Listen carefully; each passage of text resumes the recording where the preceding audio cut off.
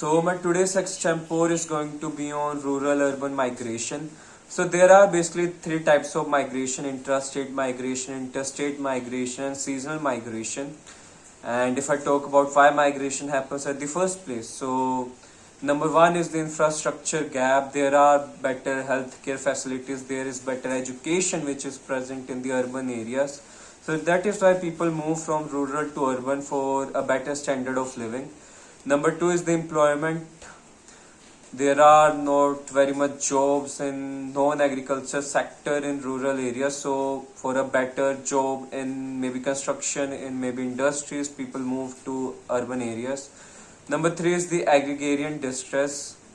Since the majority of the economic sector of rural areas based on agriculture, if there is maybe a drought, if there is a flood, or maybe there's an off season, so people are not that much employed.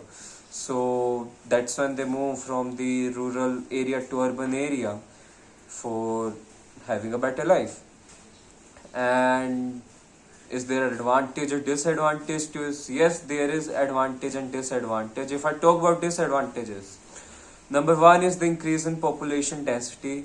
With the increase in population density, the water management, housing, sanitation, waste management, all these systems kind of fail, or they are not able to work with that much efficiencies, due to which the native population and the people who have migrated both suffer.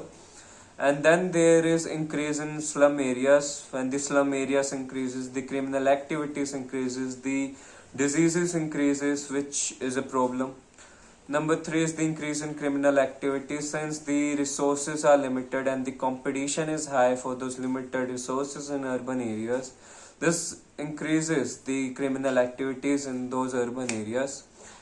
And if I talk about the advantages, then advantages are a better standard of living, which actually rural people get from the urban areas, because there are better public facilities which they get in urban areas. And number two is that they get exposed to urban ideas which they can adopt in their rural areas. For example, women empowerment is more observed in urban centers.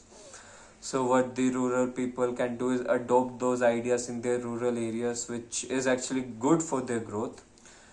And in conclusion, I would say yes, there is advantage and disadvantage to this rural urban migration. What I feel is that government should focus in developing skills that can make the people of rural areas employed, and there should be more job opportunities created in other than agriculture sector, more opportunities in industries and construction. And also government should focus in decreasing this infrastructure gap in providing better education, better healthcare in the rural areas, so that the migration from rural to urban areas doesn't become a necessity, it becomes a choice, it becomes an option to those people, and they don't have to suffer if with this choice. Thank you.